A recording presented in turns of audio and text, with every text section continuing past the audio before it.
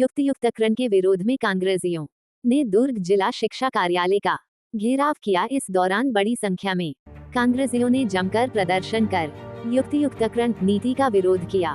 छत्तीसगढ़ प्रदेश Congress committee के आह्वान पर युक्तियुक्तकरण नीति के विरोध में दुर्ग में शिक्षा न्याय आंदोलन के तहत जिला शिक्षा अधिकारी डीओ कार्यालय का घेराव किया गया। इस दौरान बड़ी संख्या में कांग्रेस कार्यकर्ता इस प्रदर्शन में शामिल हुए, जहां पुलिस और कार्यकर्ताओं के बीच हल्की झड़प भी देखने को मिली।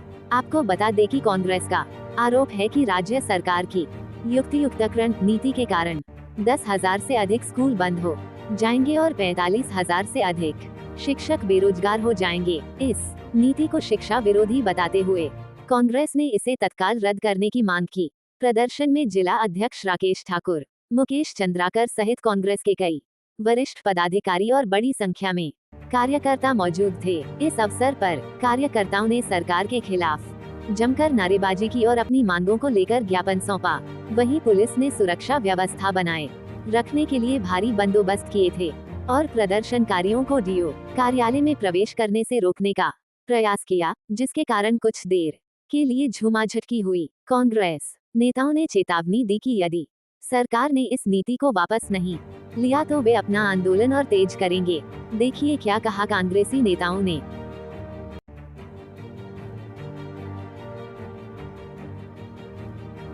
आज आप लोग उपस्थित हुए, डीओ को ज्ञापन भी सौंपे हैं। किस तरह से भाजपा सरकार की तानाशाही है, क्या मानते हैं? देखिए, इसमें सिर्फ कांग्रेसी नहीं आए हैं, आम जनता भी आया है। जो लोग इस चीज़ से प्रताड़ित हैं, जो लोग दुखी हैं इस चीज़ से। 10,463 स्कूल प्रदेश का बंद कर दिया गया। एक तरफ भारतीय जनता पार्टी शराब दुकानें बढ़ाती है और एक तरफ 10,463 स्कूल बंद करती है।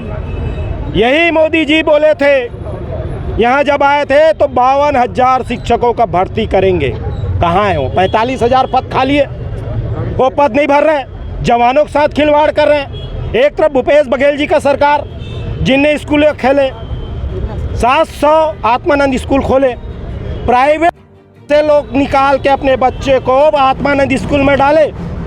प्राइवेट स्कूल की स्थिति ये हो गई थी कि वो बंद करने की स्थिति में आ गई थी। आज स्थिति ये है, भारतीय जनता पार्टी की सरकार में ये स्थिति है कि फिर से वो प्राइवेट स्कूल को बढ़ावा दिया जा रहा है। निजीकरण को बढ़ावा देने के लिए 10,463 स्कूल बंद कर दिए हैं और 45,000 पद को नहीं दे रहे हैं, खत्म कर रहे हैं। उस 45,000 स्वामी आत्मानंद स्कूलों में जो है सैलरी नहीं मिल रही है और पीएमसी स्कूलों में जो है डेवलपमेंट हो रहा है। किस तरह देखते हैं कि आप पूर्व सरकार की योजनाओं को दबाया जा रहा है? देखिए, नाम बदलने का इनका चल ही रहा है। नाम बदलना इनका एक ये बन चुका है, इनकी आदत बन चुकी है, पुरानी आदत है।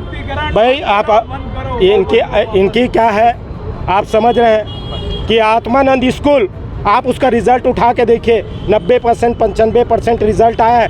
आत्मानंद स्कूल में पढ़ाई इतनी शानदार होती थी, लोग हम ही जैसे लोग प्राइवेट स्कूल के में जो बच्चे थे उसको निकाल के हम उस स्कूल में डालें। तो पीएम श्री स्कूल को बढ़ावा दे रहे हैं पीएम के नाम से ये करके, लेकिन आत्मानंद स्कूल की स्थिति इनने ख़राब कर दी है और वो 2-4 स्कूलों को ही बढ़ावा दे रहे होंगे, बाकी स्कूलों को नहीं। अब मैं आपको एक चीज़ बता दूं, आज फिर से प्राइवेट स्कूल की फीस आप जाके देखिए, मेरे ख्याल से पिछले साल से 20 से 25% फीस बढ़ा दिया गया है, क्योंकि उनको मालूम है मजबूरी में बच्चे हमारे यहाँ डालेंगे, क्योंकि आत्मानंद स्कूल बंद हो रहा है। शिक्षकों की भी काफ़ी कमी, बच्चे खुद आ रहे हैं कि हमें शिक्षक देगी ऑफिस। देखिए, मचांदूर का किस्सा आपने देखे होंगे, बच्चे ताला लगा रहे। पहली बार इतिहास में ये चीज़ हुआ है कि बच्चे ताले लगा रहे, हमको शिक्षक को नहीं जाने देना है। ये सरकार है जो एक तरफ नशे में डुबो रही है प्रदेश को और एक तरफ शिक्षा को ख़त्म करने का काम ये भारतीय जनता पार्टी का सरकार कर रहा है।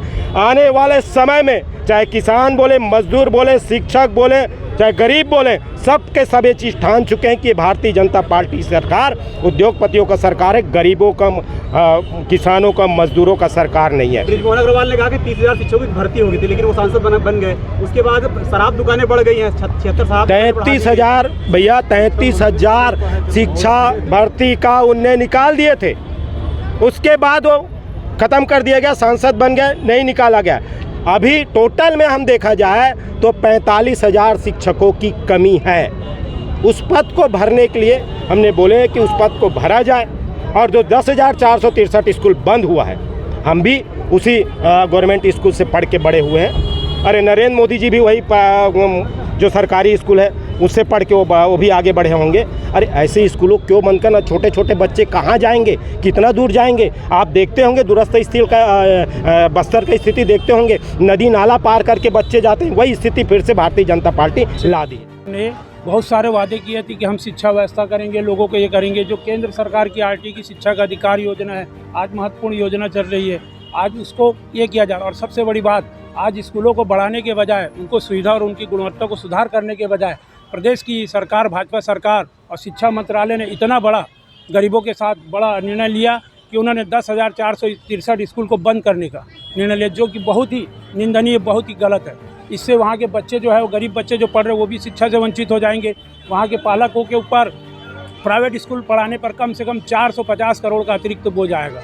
उसके अलावा उन स्कूलों में जो 45,000 टीचर कार्यरत है, वो लोग बेरोजगार हो जाएंगे। युक्तिकरण के नाम से उनको या तो डिमोट किया जाएगा या सीधा सीधा रोजगार से मुक्त किया जाएगा। उसके साथ वहाँ पर रसोइया, चपरासी और कई तरह के ऐसे कार्यरत हैं। तो ये सरकार रोजगार देने का कार्य कर रही है कि बेरोजगार करने का? ये सरकार शिक्षा देने का कर रही है कि भी शिक्षा से वंचित किया जा रहा है। कहीं ना कहीं प्राइवेट स्कूल में बिल्कुल ये बहुत ही सही नहीं, ये आपका मत है कि जो ये किया जा रहा है, इसका सीधा सीधा फायदा वहाँ की निजी स्कूल में। माननीय भूपेश बघेल जी की जब सरकार थी तो उन्होंने 700 आत्मानंद स्कूल खोला था, और 700 आत्मानंद स्कूल खुलने से ये हुआ था कि जो प्राइवेट स्कूलों की फीसें कम हो गई थी, कई निजी स्कूल बंद होने की कगार में थी, क्योंकि वही शिक्षा सरकारी स्कूल में थी। आज ये आत्मानंद पर ध्यान नहीं देकर सरकारी स्कूल को बंद किया जा रहा है, मतलब सीधा सीधा निजी स्कूलों को फायदा पहुँचाने। आज उसी बात को है कि ये जो निर्णय है, इसको गलत, इसको वापस लिया जाए युक्तिकरण का। और अभी आरटी की जो लॉटरी निकल गई, आप देखो कितना बड़ा शिक्षा विभाग ये कर रहा है कि जो आरटी की लॉटरी निकल, वो बच्चों को प्रवेश नहीं दे रही, मनमानी चल रही और शिक्षा विभाग मौन पड़ा। मैं नासिर खोकर हूँ, जिला कांग्रेस प्रवक्ता। वर्षों विगत हम लोग 70 साल की उपलब्धि भी बताएंगे, क्योंकि 70 सालों में शिक्षा पर ज़्यादा ध्यान दिया गया था कांग्रेस सरकार के माध्यम से। और जब भूपेश सरकार को मौका मिला 5 साल का, उसमें भी उन्होंने शिक्षा को ज़्यादा महत्व दिया, क्योंकि बच्चे हमारे देश की रीढ़ की हड्डी हैं। यदि हम उन्हें ही शिक्षित नहीं करेंगे तो हमारा देश तो निराधार रहेगा। और जब से इनका शासन आया है बीजेपी का, इन्होंने शिक्षा को कम महत्व दिया और शराबखोरी को ज़्यादा महत्व दिया है, क्योंकि शराब के नशे में पूर्ण परिवार शराब के नशे में धुत होते जा रहा है। और आज जगह जगह जो शराबखोरी की दुकानें खुलने वाली हैं, ये निंदनीय। हम चाहते हैं बच्चों को शिक्षा से वंचित न किया जाए। मैं पूर्व एल्डरमैन नगर निगम दुर्ग।